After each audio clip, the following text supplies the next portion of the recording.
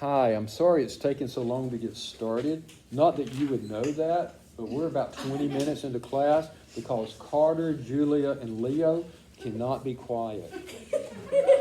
Okay? And they wanted me to call them out in class and point out who was doing all the talking.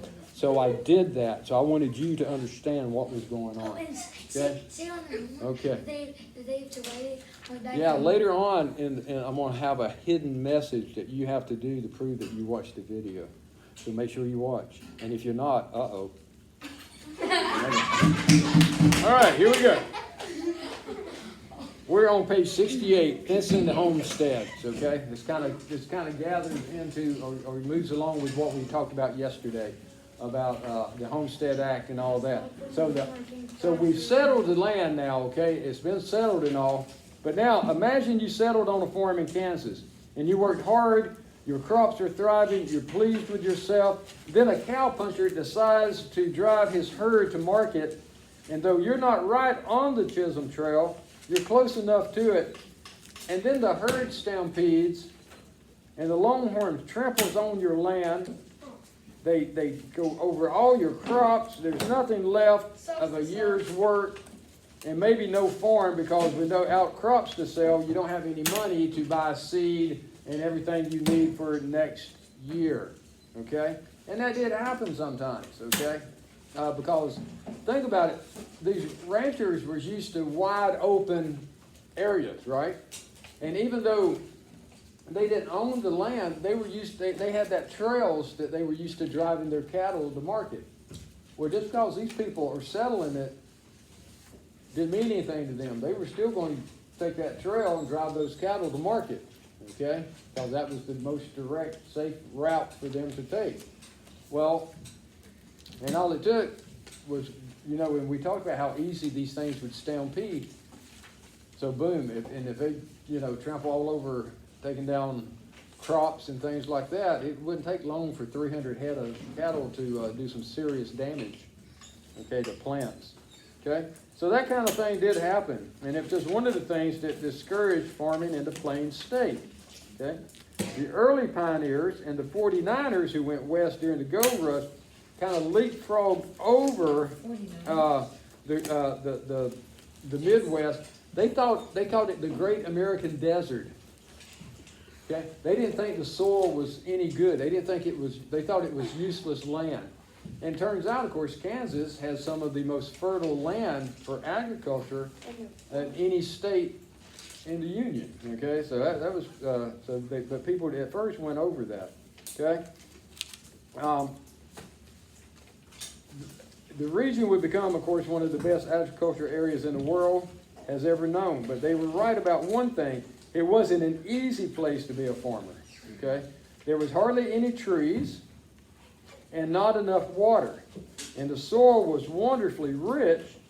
And the pioneers found native grasses tall enough to hide a man on horseback, but the weather was either blistering hot or it was just incredibly cold.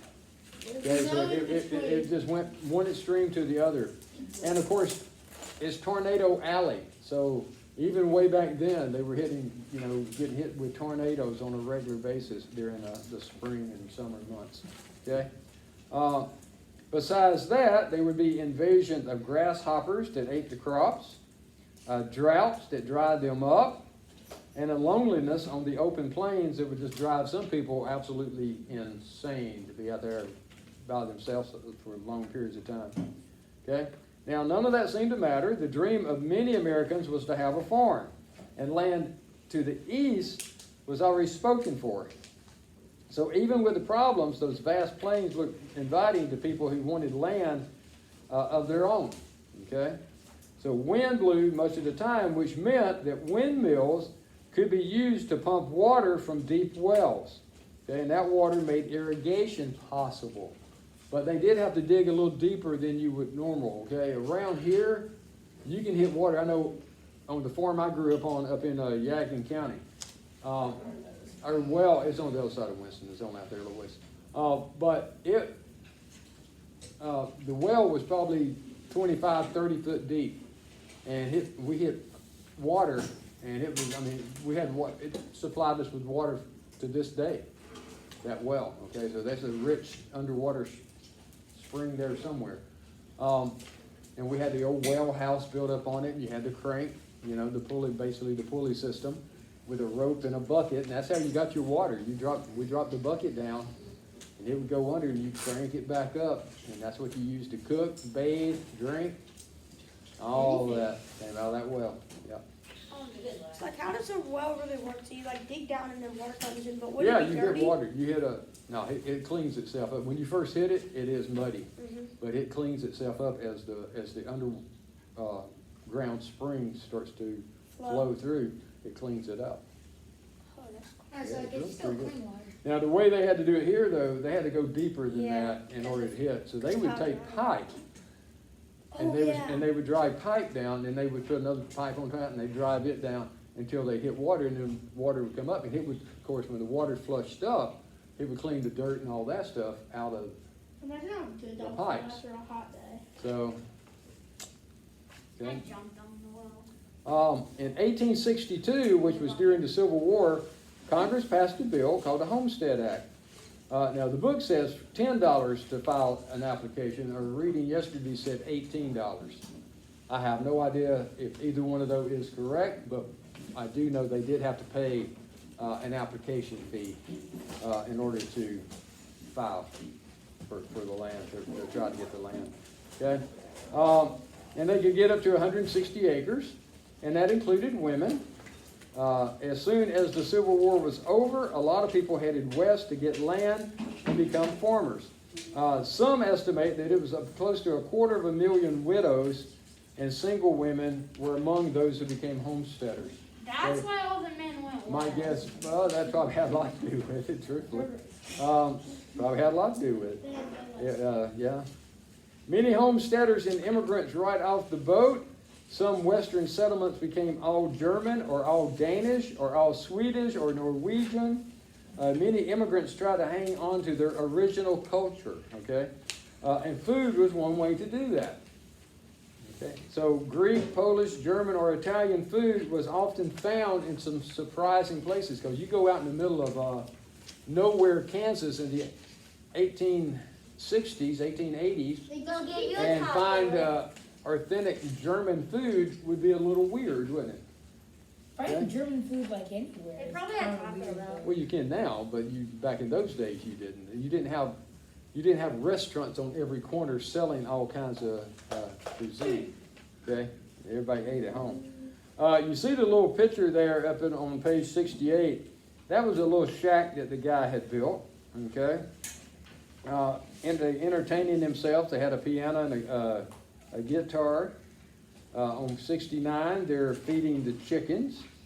Okay, and we're going to talk about in a minute because they would, if you own chickens like that, you usually didn't have a lot. These people didn't have a lot of money.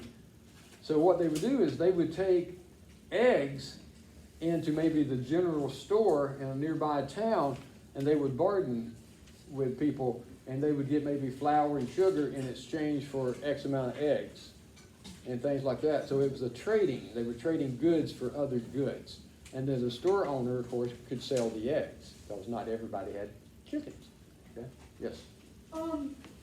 Would they ever like take off their chickens would they ever kill them for food? Oh, I feel confident they would kill them. But to eat some everything. like For there are chickens that are like bred for meat. Well, back in these days, not so much. Yeah. No, they weren't pumped up on steroids and antibiotics and all that stuff. They were just natural chickens back in these days. It shows like No, they don't. chickens, it shows a cow. What else? They have like sheep and stuff. Have what? Nowadays, the chickens They did are have. trash. They had cows. They had mules for the plows. Did they have pigs? I'm sure some people did have pigs. They probably had I'm sure they had some pigs. and they put them in the Pig oven. life. I have no. Okay. Okay. The newcomers didn't have to worry about buffalo herds anymore, because, of course, the buffaloes had been pretty much wiped out, unfortunately. Wait, by who? But they buffalo hunters. Uh, Yeah. Yeah. Buffalo hunters. Remember we talked about the Native Americans They took what they needed. just took what they needed, but then buffalo hunters came along And killed it. because they could sell the hide and stuff, and they would kill them and leave the meat, just take the hide. And then once the train actually started going through, they would actually stop the train and let people get off and shoot them and just leave them laying there and get back on the train, just for the thrill of shooting them. It's basically killing. And then they lay there, and remember the Native American used every bit of it. Blood. Yeah, they used it all for something, and they killed Yeah, but only, you and they killed only what they needed. They didn't kill too And much. they weren't So- like picky. They so ate it- like they everything, like the heart, for example. Yeah. They weren't picky. Okay. Just like I did. Now then, but they had the problem of cattle wandering about, okay? They didn't have to worry about buffalo, but they did have to worry about longhorn steers. They couldn't fence their land in because there was no trees to make fence posts. Besides, wooden fences rotted or got knocked over or burned. So you got this guy, Joseph Gideon. He solved the problem. He invented a barbed wire fence. If you've ever dealt with it, it'll snag you and won't let go. It'll rip a shirt up in a My heartbeat. whole fence that surrounds like our Yeah. farm, barbed wire, is hot wire. You Yep. probably jumped on it. Anyway, so he invents that. So he experimented in his backyard with an old coffee mill and some big grindstones that turned. He used them to twist two wires together and then sharpened the barb on them. Okay? And with barbed wire, farmers could fence in their property then. Okay? And of course, cowboys didn't particularly care for that. They didn't like they liked that wide open space. They did not like fencing in. So that was not real popular, okay? But it does work. Because I grew up, man, stringing it and the whole bit. Oh yeah. The worst thing that ever happened to me was I took my oldest brother, I'll tell you that story some other time, but his payback to me, we were replacing a fence down at the bottom of a hill. And his payback, and we had taken the old fence down and was getting ready to string a new fence, so the old fence was just laying out there all over the place. So he grabbed me, payback for what I had done to him, he grabbed me and slung me downhill and got me rolling, and I rode into that and just wrapped myself up. I couldn't move.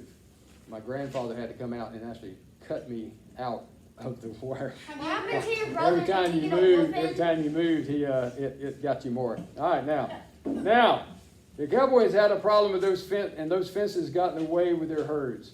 Well, cowboys and farmers did some fighting, but long before the farmers and the ranchers won. Okay, the cattle drives were over, and most cowboys turned into just ranch hands. By the 1890s, railroads were going pretty much everywhere. So they didn't have to have the cattle drives to drive them to just one particular place to board the train to take them. Okay? They could just take them pretty much into the local areas and put them on. Okay? So railroads meant farmers and ranchers could send their cattle and grains to faraway markets. Okay?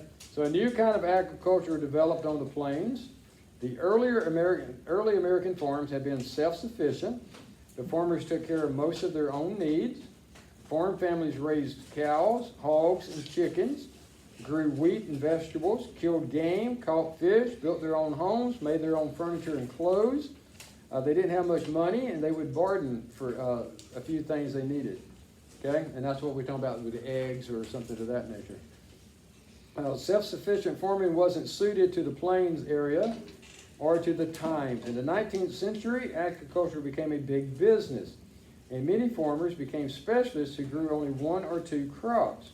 It happened quickly. For thousands and thousands of years, men and women had used the same method of sowing and harvesting. Then a new invention came along and changed everything.